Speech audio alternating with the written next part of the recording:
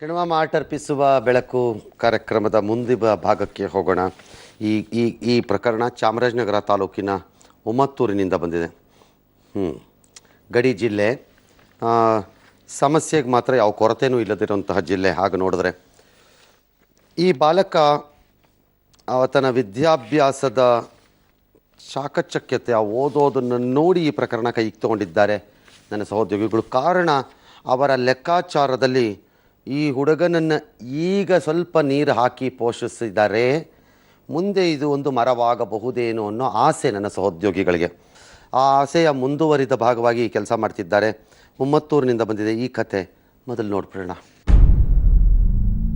ಚಾಮರಾಜನಗರ ತಾಲೂಕಿನ ಉಮ್ಮತ್ತೂರು ಎಂಬ ಗ್ರಾಮದ ದರ್ಶನ್ ಎಂಬ ಬಾಲಕ ಪ್ರೌಢಶಾಲೆಯಲ್ಲಿ ವ್ಯಾಸಂಗ ಮಾಡುತ್ತಿದ್ದು, ಈತನ ವಿದ್ಯಾಭ್ಯಾಸಕ್ಕೆ ನೆರವು ಬೇಕಿದೆ. ಈತ ಬಹಳ ಬುದ್ಧಿವಂತನಾಗಿದ್ದು ಬಹಳ ಚೆನ್ನಾಗಿ ಓದುತ್ತಿದ್ದಾನೆ.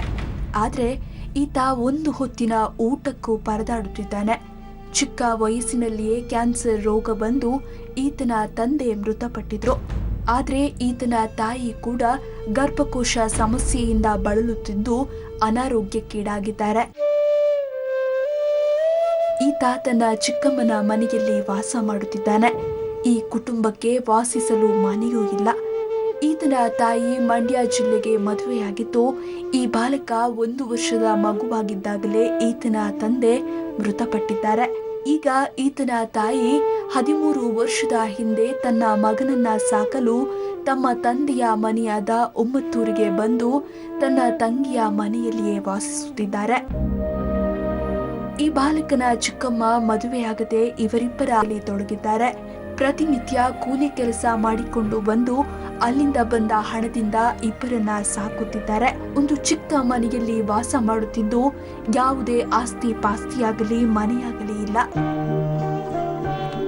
ಈ ಬಾಲಕ ಸರ್ಕಾರಿ ಶಾಲೆಯಲ್ಲಿ 8ನೇ ತರಗತಿ ವ್ಯಾಸಂಗ ಮಾಡುತ್ತಿದ್ದು, ಮನೆಯಲ್ಲಿ ಊಟ ಇದ್ರೆ ಊಟ ಮಾಡ್ತಾನೆ, ಇಲ್ಲದೆ ಇದ್ರೆ ಹಸಿವಿನಿಂದಲೇ ಶಾಲೆಗೆ ಹೋಗ್ತಾನೆ ಮತ್ತು ಮಧ್ಯಾಹ್ನದ ಬಿಸಿ ಊಟವನ್ನೇ ರಾತ್ರಿಗೆ ಉಳಿಸಿಕೊಂಡು ಆ ಅನ್ನವನ್ನೇ ರಾತ್ರಿ ತಿನ್ನುತ್ತಾನೆ.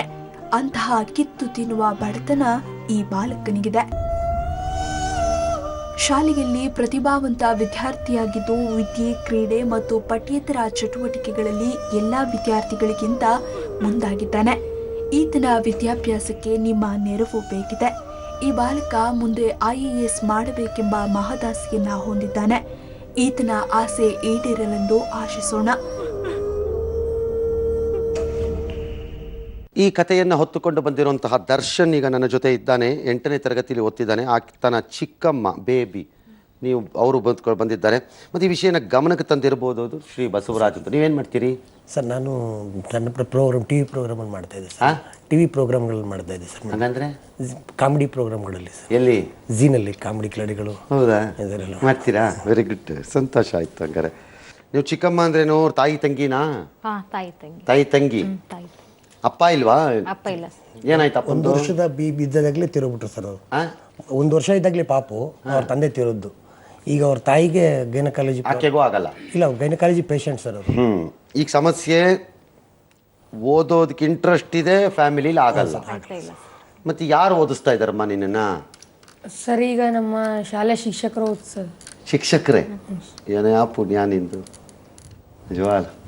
ಅವ್ರು ಯಾರು? ಅವ್ರ ಹೆಸರೇನು? ಸರ್ ಸುಪ್ರಿಯಾ ಮಿಸ್ ಅಂತ ಮತ್ತೆ ಸವಿತಾ ಮಿಸ್ ಅಂತ. ಅವರೆಲ್ಲ ಪಾಪ ಓದಿಸ್ತಾರ ನಿನ್ಗೆ? ಅವ್ರಿಗೂ ಕಷ್ಟ ಆಗತ್ತಾ? ಹೌದು ಸರ್, ಹೌದು ಸರ್. ಅವ್ರ ಕಷ್ಟ ಇಲ್ದಿದ್ರೆ ಅವರೇ ಓದಿಸ್ಲಿ ಬಿಡು. ಮತ್ತೆ ನಾನು ಒಬ್ಬನೇ ಇಲ್ಲ ಸರ್ ಅಲ್ಲಿ ಬಡವರು ಅಂತ. ಮತ್ತೆ ಬೇರೆ ಬೇರೆ ನನಗಿಂತ ಮತ್ತೆ ಇನ್ನೊಬ್ರು 7th ಅಲ್ಲಿ ಇನ್ನೊಬ್ಬ ಇದ್ದಾನೆ ಲಕ್ಷ್ಮಣ ಅಂತ. ಅವನು ಕೂಡ ತುಂಬ ಪೂರ್ ಫ್ಯಾಮಿಲಿ ಸರ್.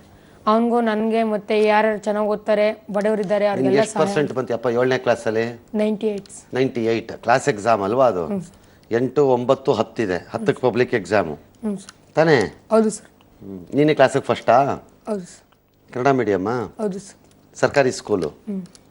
ಅದೆಲ್ಲ ಏನು ಸರ್ಟಿಫಿಕೇಟ್ ಎಲ್ಲ ಇಟ್ಕೊಂಡ್ಬಂದ್ಬಿಟ್ಟಿದೆಯಲ್ಲ? ಎಲ್ಲ ಜಿಲ್ಲಾ ಮಟ್ಟದ್ದು ಮತ್ತು ಸರ್ ತಾಲೂಕು ಮಟ್ಟದ್ದು ಜಿಲ್ಲಾ ಮಟ್ಟದ್ದು. ಏನು ಅಲ್ಲೇ ಕೊಡು ಹಂಗೆ ಒಂದೊಂದು ಹಾಕ್ಕೊಡು, ಎಲ್ಲ ಹೊರಗೆ ಕೊಡ್ಬೇಡ. ಸರ್ ಇದು ನೋಡಾಗ್ಬಿಡ್ತೀನಿ ಅದು ಏನೇನು ಅಂತ. ಸರ್ ಇದು ಇದು ಶಾಲಾ ವಾರ್ಷಿಕೋತ್ಸವ ಇಂಗ್ಲಿಷ್ ಭಾಷಣದಲ್ಲಿ ಫಸ್ಟ್ ಬಂದಿದ್ದು. ಇಂಗ್ಲಿಷ್ ಭಾಷಣದಲ್ಲಿ ತಗೊಳಪ್ಪ. ನೋಡಿಲಿ, ನಮ್ಗೆ 7ನೇ ಕ್ಲಾಸ್ ಆದಾಗ ಇಂಗ್ಲೀಷೇ ಗೊತ್ತಿರಲಿಲ್ಲ ಕಣ. ನಮ್ಮ ಇಂಗ್ಲೀಷ್ ನೋಡಿದ್ದಿದ್ರೆ ಬ್ರಿಟಿಷು ಓಡೋಗ್ಬಿಡ್ತಿದ್ದ. ಕೊಡಿರಿ ನೋಡೋಣ. ಓ ಇವೆಲ್ಲ ಸರ್ಟಿಫಿಕೇಟಾ ನಿಂಗೆ ಬಂದಿರೋವು? ಭಾಷಣ ಸ್ಪರ್ಧೆನಾ? ಹೌದು ಸರ್. ಏನು ಭಾಷಣ ಮಾಡಿದೆ ಸರ್? ಕನ್ನಡ ಭಾಷಣ ಸರ್. ಬಯಲು ಶೌಚ ಮುಕ್ತಗೊಳಿಸುವಲ್ಲಿ ವಿದ್ಯಾರ್ಥಿಗಳ ಪಾತ್ರ ಎಂಬ ವಿಷಯದ ಬಗ್ಗೆ. ಹೇಳ, 2 ನಿಮಿಷ ಮಾಡು ನೋಡ್ತೀನಿ ಭಾಷಣ. Okay sir. ಗೌರವಾನ್ವಿತ ತೀರ್ಪುಗಾರರೇ ಹಾಗೂ ನನ್ನ ನೆಚ್ಚಿನ ವೀಕ್ಷಕರೇ, ನಿಮ್ಮೆಲ್ಲರಿಗೂ ನನ್ನ ವಂದನೆಗಳು. ಇಂದು ನಾನು ಬಯಲು ಶೌಚ ಮುಕ್ತಗೊಳಿಸುವಲ್ಲಿ ವಿದ್ಯಾರ್ಥಿಗಳ ಪಾತ್ರ ಎಂಬ ವಿಷಯದ ಕುರಿತಾಗಿ ಮಾತನಾಡಲು ಉತ್ಸುಕನಾಗಿದ್ದೇನೆ. Sanitation is more important than freedom, ಅಂದರೆ ಸ್ವಾತಂತ್ರ್ಯಕ್ಕಿಂತ ಸ್ವಚ್ಛತೆಯೇ ಹೆಚ್ಚು ಮುಖ್ಯ ಎಂದು ಅಂದೇ ಗಾಂಧೀಜಿಯವರು ಹೇಳಿದ್ದರು. ಅವರ ಕನಸನ್ನು ನನಸುಗೊಳಿಸುವಲ್ಲಿ ಭಾರತದ ಮಾನ್ಯ ಪ್ರಧಾನಮಂತ್ರಿಯವರಾದ ನರೇಂದ್ರ ಮೋದಿರವರು ಗಾಂಧೀಜಿಯವರ 145ನೇ ಜನ್ಮ ದಿನಾಚರಣೆಯೆಂದು, ಅಂದರೆ ಅಕ್ಟೋಬರ್ 2, 2014ರಂದು ಸ್ವಚ್ಛ ಭಾರತ್ ಅಭಿಯಾನಕ್ಕೆ ಚಾಲನೆ ನೀಡಿ 2014ರಿಂದ 2019ರವರೆಗೆ ಈ ಯೋಜನೆಯ ಅವಧಿಯನ್ನು ವಿಸ್ತಾರಗೊಳಿಸಿ 2019ರ ಅವಧಿಗೆ ಇಡೀ ಭಾರತವು ಸಂಪೂರ್ಣ ಸ್ವಚ್ಛವಾಗಬೇಕೆಂದು ಅವರು ಪಣ ತೊಟ್ಟಿದ್ದಾರೆ. ಮತ್ತು ಈ ದಿಸೆಯಲ್ಲಿ ಒಂದು ಹೆಜ್ಜೆ ಸ್ವಚ್ಛತೆಯೆಡೆಗೆ ಅಥವಾ ಏಕ್ ಕದಂ ಸ್ವಚ್ಛತಾಕೆ ಓರ್ ಎಂಬ ಘೋಷವಾಕ್ಯವನ್ನು ಮೊಳಗಿಸಿದ್ದಾರೆ.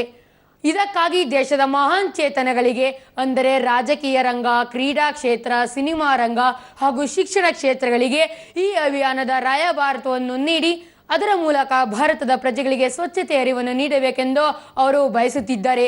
ಇಂದು ಆ ದಾರಿಯಲ್ಲೇ ಸಾಗುತ್ತಿದ್ದಾರೆ. ಆದರೆ ಈ ಅಭಿಯಾನಕ್ಕೆ ತೊಡಕಾಗಿರುವುದು ಮತ್ತು ನಮ್ಮ ದೇಶದ ಅಭಿವೃದ್ಧಿಗೆ ಮಾರಕವಾಗಿರುವುದು ಭಾರತೀಯರ ಬಯಲು ಶೌಚ. ಒಂದು ಸಮೀಕ್ಷೆಯ ಪ್ರಕಾರ ಭಾರತದಲ್ಲಿ 32% ಜನರು ಮಾತ್ರ ಶೌಚಾಲಯವನ್ನು ಬಳಸುತ್ತಿದ್ದಾರೆ. ಉಳಿದವರೆಲ್ಲರೂ ಬಯಲಲ್ಲೇ ಶೌಚ ಮಾಡುತ್ತಿದ್ದಾರೆ. ಇದರಿಂದ ಭಾರತದ ಮಕ್ಕಳು, ಅಂದರೆ 5 ವರ್ಷದವರೆಗಿನ ಮಕ್ಕಳು ವಿವಿಧ ಕಾಯಿಲೆಗಳಿಂದ ಸಾವನ್ನಪ್ಪುತ್ತಿದ್ದಾರೆ. ಆದ್ದರಿಂದ ಬಯಲು ಶೌಚ ಮುಕ್ತಗೊಳಿಸುವಲ್ಲಿ ಶಿಕ್ಷಣ ಇಲಾಖೆಯು ಸಮಾಜವನ್ನು ತಿದ್ದುವ ಕಾರ್ಯ ಮಾಡಬೇಕಾಗಿದೆ. ಅದರಲ್ಲಿಯೂ ಮುಖ್ಯವಾಗಿ ಬಯಲು ಶೌಚ ಮುಕ್ತಗೊಳಿಸುವಲ್ಲಿ ವಿದ್ಯಾರ್ಥಿಗಳ ಪಾತ್ರದ ಅರಿವನ್ನು ಮೂಡಿಸಬೇಕಾಗಿದೆ. ಹಾಗಾದರೆ ಬಯಲು ಶೌಚ ಮುಕ್ತಗೊಳಿಸುವಲ್ಲಿ ವಿದ್ಯಾರ್ಥಿಗಳು ಯಾವ ಯಾವ ಪಾತ್ರವನ್ನು ವಹಿಸಬೇಕಾಗಿದೆ ತಿಳಿಯೋಣ. ಮೊದಲನೆಯದಾಗಿ ವಿದ್ಯಾರ್ಥಿಗಳು ಫುಲ್ ಉರುಡ್ಕೊಂಡ್ಬಿಟ್ಟಿದ್ಯೇನೋ ಸರ್. ಅದು ಗಟ್ಟು ಮಾಡಿದೆ ಅಂದರೆ ಅದು ಸ್ವಲ್ಪ ಮರೆಯೋಗಿರುತ್ತೆ ಸರ್. ಅದನ್ನು ಮನಸ್ಸಿನಲ್ಲಿ ಅದು ವಿಷಯದ ಕುರಿತು ಯೋಚಿಸಿ ಅದರಿಂದ ಒಂದೊಂದು ವಿಷಯನೂ ಮನಸ್ಸಿಗೆ ತಗೊಂಡಿದ್ದೆ. ಈಗ ಯಾರು ಟೀಚರ್ ಇದೆಲ್ಲ ಮಾಡ್ಕೊಟ್ರ ಪಾಪ ಹೇಳ್ಕೊಟ್ರ ಇವೆಲ್ಲ? ನಿಮ್ಮ ಟೀಚರಾ? ನೀನು 8ನೇ ಕ್ಲಾಸ್ ತಾನೇ ನೀನು? ಎಷ್ಟು ಬರುತ್ತೆ ಸುಮಾರು? ಎಷ್ಟು ಬರುತ್ತೆ ಅದು ಓದ್ಸೋ ಖರ್ಚು? ಅದ್ರದ್ದು ಅಂದರೆ ಒಂದು ಮಿನಿಮಮ್ ಒಂದು ಮಂತ್ಗೆ ಒಂದು 2,000 ರೂಪಾಯಿ. 1,000 ರೂಪಾಯಿ ಅಷ್ಟೇ ಸರ್. 1,000 ರೂಪಾಯಿ ಬರ್ಬೋದು ಅಷ್ಟೇ ಸರ್. ಅಲ್ವಾ? ಈ ವರ್ಷ ಗೌರ್ಮೆಂಟ್ ಸ್ಕೂಲ್ ಆದ್ರಿಂದ ಸರ್. 8, 9 ಇಲ್ಲ ಸರ್, ಬರೀ 8ಕ್ಕೆ ಮಾತ್ರ ಸರ್. ಆಮೇಲೆ ಪ್ರೈವೇಟ್ ಸ್ಕೂಲ್ 9ಕ್ಕೆ ಪ್ರೈವೇಟ್ಗೆ ಹೋಗ್ಬೇಕಾ ನೀನು? 8ರವರೆಗೂ ಸರ್ಕಾರಿ ಸ್ಕೂಲ್ ಸರ್. ಆಯ್ತು. ಈ ವರ್ಷ ತಾನೇ ಫಸ್ಟು? All right. ಫಸ್ಟ್ ಈ ವರ್ಷಕ್ಕೆ ಅದೆಷ್ಟೋ 1,000 ರೂಪಾಯಿ ಆಗುತ್ತೆ ಅಂತ ಇದ್ದಾರೆ. ಅದನ್ನು ನಾನೇನು ಮಾಡ್ತೀನಿ, ನಿಮ್ಮ ಮಿಸ್ಸೇ ಓದಿಸ್ತಾ ಇರೋದ್ರಿಂದ ನಿಮ್ಮ ಮಿಸ್ ಅಕೌಂಟ್ಗೆ ಹಾಕ್ತೀನಿ ಅದನ್ನು. ಸರಿ ಆಯಿತಾ? ಹಂಗಾಗಿ ಅವ್ರಿಗೆ ಫೋನಲ್ಲಿ ಅದನ್ನು ಹೇಳಿಸ್ಬಿಡ್ತೀನಿ. ಈಗ ನೋಡೋಣ, let's go to the madam Supriya ದೂರವಾಣಿ ಸಂಪರ್ಕದಲ್ಲಿ ಇರ್ತಾರೆ ಅಂತ ಅಂದ್ಕೊಡ್ತೀನಿ. ನಮಸ್ಕಾರ ಮೇಡಮ್. ಸರ್ ನಮಸ್ತೆ ಸರ್. ನಿಮ್ಮ ಶಾಲೆಯಲ್ಲಿ ಓದೋ ಮಕ್ಕಳುಗಳ ಬರೀ ಪಾಠ ಅಲ್ಲ, ಅವರ ಭವಿಷ್ಯವನ್ನು ನೀವು ಜವಾಬ್ದಾರಿ ತೆಗೆದುಕೊಂಡಿದ್ದೀರಿ ಅಂತ ಕೇಳ್ಪಟ್ಟೆ. ಹೌದು ಸರ್. ಭಾಳ ಒಳ್ಳೆ ಕೆಲಸ ಮಾಡಿದ್ದೀರಿ ಮೇಡಮ್. Thank you sir. ಇಂಥ ಮಕ್ಕಳುಗಳನ್ನ ಉಳಿಸ್ಕೊಂಡಿರೋದಕ್ಕೆ ನಿಮ್ಮ ಟೀಚರ್ಗಳಾದವ್ರಿಗಾರು ಮನಸ್ಸು ಇದೆಯಲ್ಲ ಇನ್ನೂ? ಹೌದು, ಅಯ್ಯೋ ತುಂಬಾ ಇದೆ ಸರ್, ಸೇವೆ ಮಾಡ್ಬೇಕಂತ ಇನ್ನು ಆಯ್ತು ಮೇಡಮ್. ಈ ಹುಡುಗನ ಖರ್ಚು ಏನು ಬರುತ್ತೆ ಹಾ ಸರ್, ಅದಕ್ಕೆ ನಾವು ನಮ್ಮ ಟ್ರಸ್ಟಿಂದ ನಿಮ್ಮ ಅಕೌಂಟಿಗೆ ದುಡ್ಡು ಕಳಿಸ್ತಾರೆ. ಹಾ ಸರ್, ಓಕೆ. ನೀವು ಅವನಿಗೆ ಪುಸ್ತಕ ಮತ್ತೆ ಮಾರ್ಗದರ್ಶನ ಎರಡೂ ಕೊಟ್ಟು ಈ ವರ್ಷ ಪೂರೈಸಿ. 8ನೇ ಕ್ಲಾಸ್ ಮುಗಿಸ್ಲಿ, 9ನೇ ಕ್ಲಾಸಿಗೆ ಬಂದಾಗ ಲೆಟಸ್ ಪ್ಲಾನ್. ಬೇರೆ ಇಲ್ಲಿ ಪ್ರೈವೇಟ್ ಇನ್ಸ್ಟಿಟ್ಯೂಷನ್ ತಾನೇ ಆಗ? ಹೌದು ಸರ್, ಹೌದು ಸರ್, ಹಂಗೆ ಇದ್ದೇನೆ. ಪ್ರೈವೇಟ್ ತಾನೇ ಆಗ? ಹೌದು ಹೌದು ಸರ್. ನೋಡೋಣ, ಅಲ್ಲೇ ಚಾಮರಾಜನಗರದಲ್ಲಿ ಇದೆಯಾ? ಚಾಮರಾಜನಗರದಲ್ಲಿ ಒಳ್ಳೊಳ್ಳೆ ಸ್ಕೂಲ್ಗಳಿದೆ. ಒಳ್ಳೊಳ್ಳೆ ಸ್ಕೂಲ್ ಇದ್ರೆ ನೀವು ಸ್ಕೂಲ್ ಹೆಸರು ಹೇಳಿ ಅಲ್ಲಿಗೆ ಸೇರಿಸೋ ಕೆಲಸ ನನಗೆ ಬಿಡ್ರಿ, ನಾ ಸೇರಿಸ್ತೀನಿ. ಹೆಂಗ್ ಸೇರಿಸ್ಬೇಕು ಅಂತ ಗೊತ್ತು. ಆಯ್ತಾ? ನಾನ್ ಚಾಮರಾಜನಗರದಲ್ಲಿರೋ ಸ್ಕೂಲ್ ಕೇಳಿದ್ರೆ ಸೀಟ್ ಕೊಡಲ್ಲ ಅಂತಾರೇನ್ರಿ? ಇಲ್ಲಪ್ಪ ಸರ್. ಅಯ್ಯೋ ರಾಮಚಂದ್ರ, ಫಸ್ಟ್ ಕಳ್ಸಪ್ಪ ನೀನು ಅರ್ಜೆಂಟ್ ಆಗಿ ಅಂತಾರೆ. ಅದು ಯಾಕೆ ಹೇಳಿ? ಹೌದು ಸರ್. ಕೊಡಲ್ಲ ಅಂತಂದ್ರೆ ಇನ್ನೆಲ್ಲಿ ಅಗರ್ತಾನೋ, ಆಮೇಲೆ ಯಾವ ಗ್ರಾಚಾರ ಇದು ಅಂತ ಹೇಳಿ ಎಸ್ ಅಂದ್ಬಿಡ್ತಾರೆ. ಹೌದು ಹೌದು ಸರ್, ಹೌದು. ಹೌದಲ್ಲ? ಎಲ್ಲಿಗೆ ಹೋಗ್ತಾನೆ? ಹೌದು ಸರ್, ಅವರಿಗೂ ಪ್ರತಿಭಾವಂತ ಸ್ಟೂಡೆಂಟ್ಸ್ ಬೇಕಿರ್ತಾರಲ್ಲ. ಆದ್ರಿಂದ ಅಷ್ಟು ಮಾಡೋಣ ಮೇಡಮ್. ಸರಿ ಸರ್, ನಿಮ್ ಪ್ರೋಗ್ರಾಮ್ ವಾಚ್ ಮಾಡ್ತೇವೆ ಸರ್. Thank you. ಒಳ್ಳೇದಾಗ್ಲಿ, ದೇವ್ರು ಒಳ್ಳೇದ್ ಮಾಡ್ಲಿ. ದರ್ಶನ್, ಈಗ ಅಷ್ಟೊಂದು ವ್ಯವಸ್ಥೆ ಮಾಡೋಣ. ನಿನ್ ಜವಾಬ್ದಾರಿ ಇರುತ್ತೆ, ಹೋಗೋ ಕೆಲಸ ಮಾಡಿ. Basavaraj, thank you. ನೋಡಿ ತಾಯಿ, ಇವರಂತೂ ಬಹಳ ಜಾಸ್ತಿ ಮಾತನಾಡ್ತಿಲ್ಲ ಅಂತ ಅನ್ಕೋಬೇಡಿ ನೀವು. ನಿಮ್ಮ ಪಾತ್ರ ಕಡಿಮೆ ಇರುತ್ತೆ, ಆ ಪಾತ್ರವನ್ನು ನಿರ್ವಹಿಸಕ್ಕೆ ಅವ್ರ ಜವಾಬ್ದಾರಿ ಕೊಡ್ತೀವಿ. ಅವ್ನಿಗೆ ಅದಕ್ಕೆ ಏನು ಸಪೋರ್ಟ್ ಬೇಕು ಅಷ್ಟು ಮಾಡಿಕೊಡ್ರಿ ನೀವು ಕುಟುಂಬದಿಂದ. ಓಕೆ, ಅವ್ನು ಓದಲಿ ಚೆನ್ನಾಗಿ. ಆಲ್ ರೈಟ್, ಮುಂದಕ್ಕೆ ಹೋಗೋಣ. 3rd ಎಪಿಸೋಡ್ಗೆ ಹೋಗ್ಲೇಬೇಕು ನಾನು. ಲೆಟ್ಸ್ ಸಿ ಅದರ ಮುಂದುವರೆದ ಭಾಗವಾಗಿ ಈ ಮಗು ಮುಂದಕ್ಕೆ ಹೋಗ್ತಾನೆ ಅಂತ ಅಂದ್ಕೊಂಡಿದ್ದೀನಿ. ನಮ್ಮ ಆಸೆ ಮತ್ತು ವಿಶ್ವಾಸವನ್ನು, ನಂಬಿಕೆಯನ್ನು ಅವನು ಉಳಿಸ್ತಾನೆ ಅಂತ ಅಂದ್ಕೊಂಡಿದ್ದೀನಿ. ಉಳಿಸ್ತೀಯಲ್ಲ? All right.